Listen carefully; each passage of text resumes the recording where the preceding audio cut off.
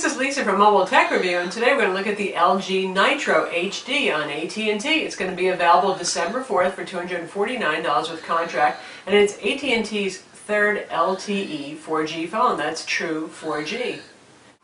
The LG Nitro has an IPS 720p display. That's pretty exciting. In fact, I just got myself a Samsung Galaxy S2 Skyrocket. There's a long name for you. And this is a pretty nice LTE phone on AT&T as well, but it's 800 by 480 pixels, and 720p is really nice combined with IPS. Take a look at them, we'll compare them. They don't have the same desktops running, but you can see size comparison-wise. They're both 4.5-inch phones, running Android OS 2.3.5 Gingerbread, so they're both big phones as well. Black slabs, typical looking Android phones. And they're both pretty slim. Of course, Samsung always manages to be a little bit slimmer than everybody else, but this is a pretty close race in this case. And on the back, you've got the Samsung has a plastic back, but they kind of try to make it look like metal. And this one has one of the weirdest backs I've ever seen on a phone. This is like a little bit of a dizzying herringbone pattern we've got in the back. It's molded plastic, so that's actually a texture on the phone. You can see we have the 8-megapixel camera back, and it shoots 1080p video. Really good camera, by the way. Very nice, colorful, sharp shots. Speakers down here. And up here, not the world's most convenient place for it, but this is your micro USB port under a little door. Keeps the look clean. Microphones up top here. There's another one at the bottom for noise canceling. It's becoming pretty standard now on phones. Power buttons here. 3.5mm headphone jack. Nothing on that side. Nothing on the bottom except for a microphone and the pull point where you want to pull the back off to remove it. And here we have the volume rockers. It's a very light phone. They're kind of doing a Samsung here and making a fairly large but incredibly light phone, so you won't feel this much in your pocket other than the size. Since it is a 4.5-inch display, we're not talking petite phone here. Obviously, it's going to be bigger than the iPhone with this 3.5-inch display. The phone has capacitive Android buttons down here. It only has 3, and it doesn't have that nice Samsung feature that I really like where you can set the backlight timeout to be up to 6 seconds, so these don't keep disappearing on you, because you really cannot see them, obviously, when the backlighting is off on the buttons. If you touch in this area and you touch a button, then you can light them up. Once you get used to where they are, it becomes easier to operate. But this one is interesting, by the way. They've combined search with the menu button. That's why there are only 3 buttons. You have the search option over here, and then you have your basic settings options over here. So I said the phone runs Android OS 2.3.5 Gingerbread. And it's got LG's UI customizations on it, which include this little launcher bar here. And this is customizable, so you don't want messaging here. You can just drag it over here and remove it. And if you want to add something in, you can't grab one of these guys from the desktop, strangely enough, but you can grab something here. Say I want calculator. And I just pop it right there. They've also customized the application drawer. And we saw this on the LG G2X on T-Mobile as well. You've got all of your applications listed here, and then there's a separator, and we've got downloads. And you can create more categories if you like, and you can hide those, reveal those, like so, and you can pinch to zoom and hide things too, which is kind of interesting. It's not a bad customization. I'm not super duper fond of having little backgrounds added behind my icons in Android. I think they're nice enough as they are, but that's a minor complaint. And you've got your usual mini screen desktop here. You can see that we've got 7 total available desktops. Scroll through, and you can put your widgets and your shortcuts there, and you've got the Yahoo Weather widget provided by LG there. There's social networking widget. It's a pretty good social networking widget for Facebook and Twitter here, and you can set the refresh interval or just have it do it manually if you're really worried about your battery life.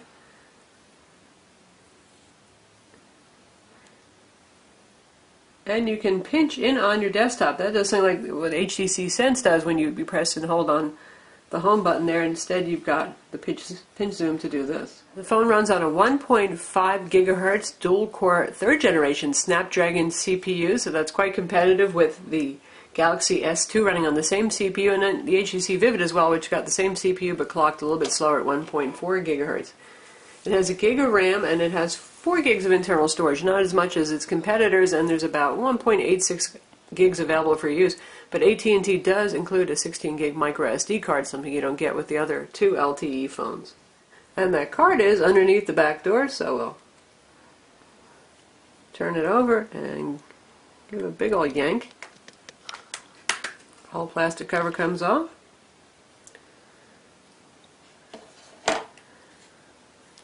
And here's the 1770 milliamp battery, which puts it right between the Vivid and the Skyrocket in terms of capacity. There's your SIM card slot, and there's the included micro SD card. There's your speaker down here. It's a pretty sturdy metal grill over it.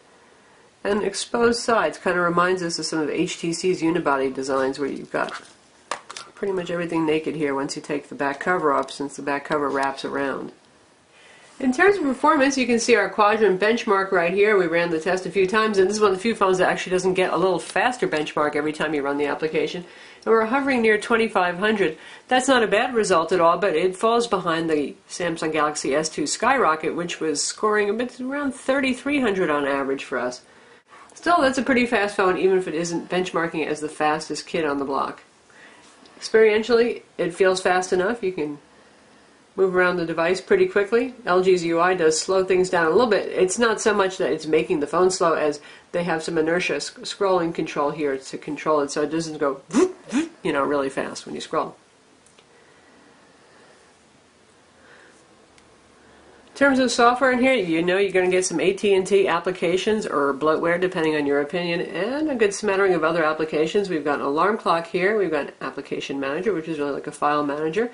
AT&T Navigators on board, along with Google Maps and navigation for those of you who prefer AT&T's $10 a month service. Of course, they got their family map on here as well. Google Books is preloaded. Amazon Kindle's on here. We've got a calculator, calendar. Adobe Flash is preloaded on the device. You don't have to go and download it from the market, though you may need to download an update depending on when you get this phone. Got a link to get some GameLoft games on here. My AT&T account management. Polaris Office is on board, and this is a full Office suite. And this is the starting interface. This part's not too exciting, but you see you can create a new document, Excel compatible spreadsheet, PowerPoint slideshow. We'll just do the document thing. And you get your pop-up keyboard right here and some formatting controls for inserting graphics, changing your fonts, that kind of stuff. So you've got Office in your pocket here. Got a Wi-Fi sharing app. That's for mobile hotspot feature this phone supports, and that's a very good thing to have on an LTE 4G phone because this thing gets blazing fast speeds. Got a voice recorder on board, some social networking. Twitter's preloaded, Quick Light for video chat, though you might want to try Skype or Google Talk video chat as well. Zigna Poker is here. Standard Google stuff like Google Talk, YouTube Player, all that.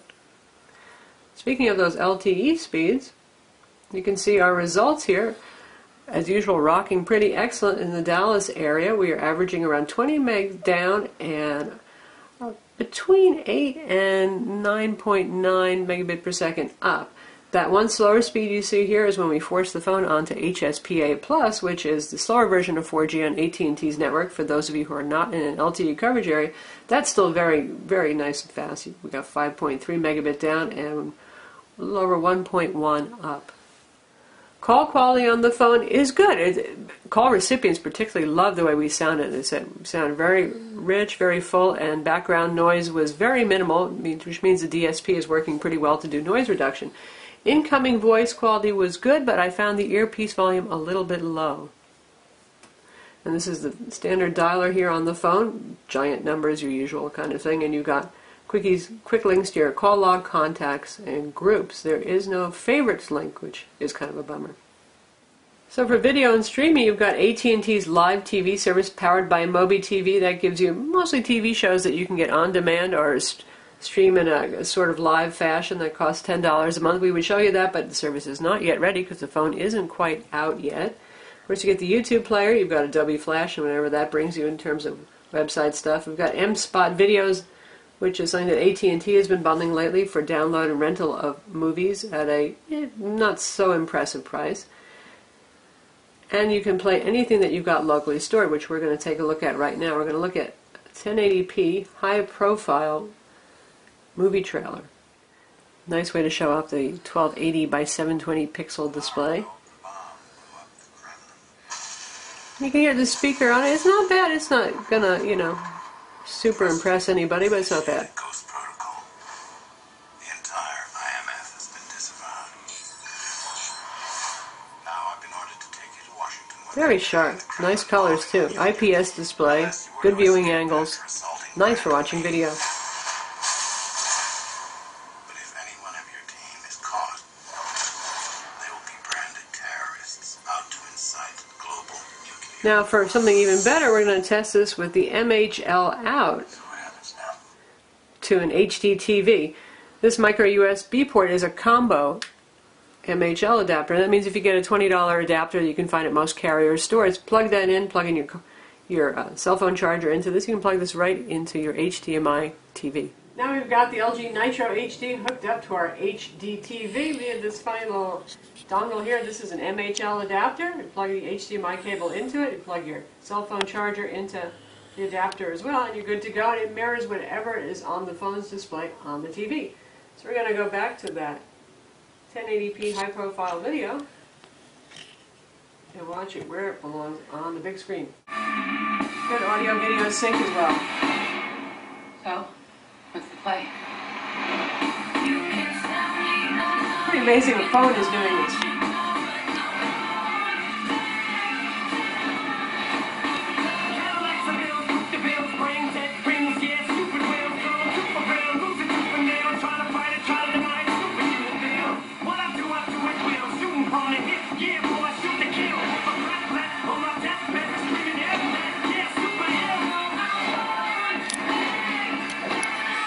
Another way to test how good the display actually is to read ebooks. So we'll take a look at Google Books, which is included here, and you can see how sharp the fonts look.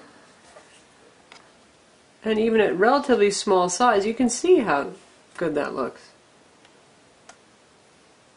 Really nice and clear, and you can see the serifs on the font. Very easy on the eyes, very pleasing.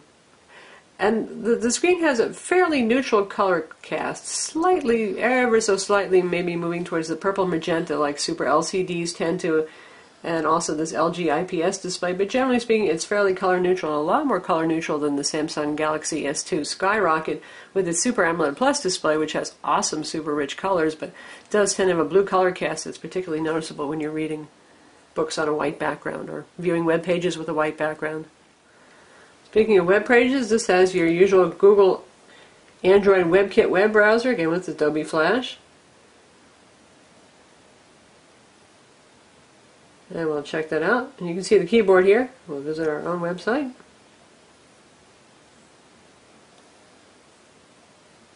And you've got haptic feedback on the keyboard.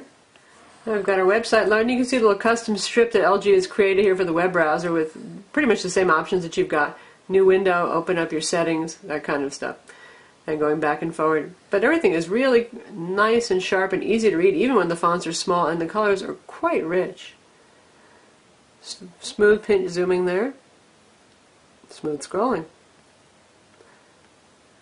And how about Adobe Flash performance? We'll check that next. Our video review of the HTC Titan, the Titanic phone on AT&T running Windows Phone 7.5.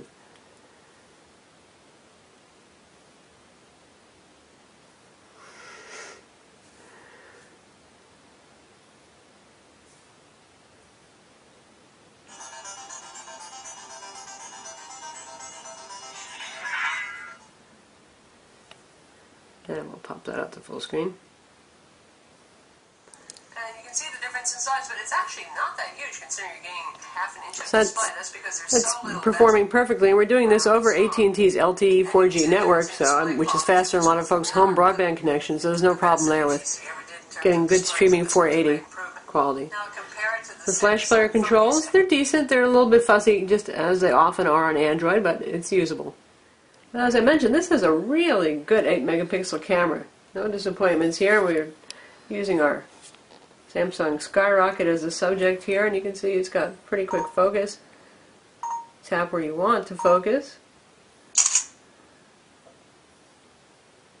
Shoots pretty quickly. A little delay with the save there, but not bad. You've got controls here for switching between the front and rear camera, your exposure, flash control, and a variety of other things like ISO, white balance, color effect, timer, shutter sound, and all that stuff.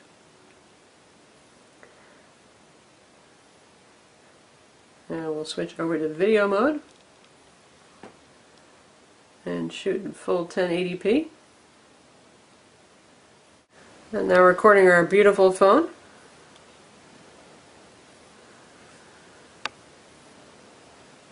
Checking the focus.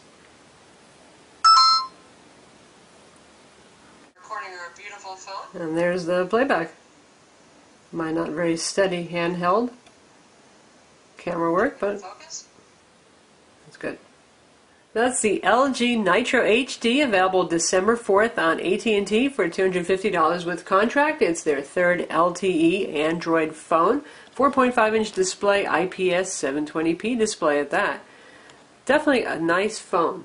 I'm Lisa from Mobile Tech Review. Visit our website for the full review, and don't forget to subscribe to our YouTube channel.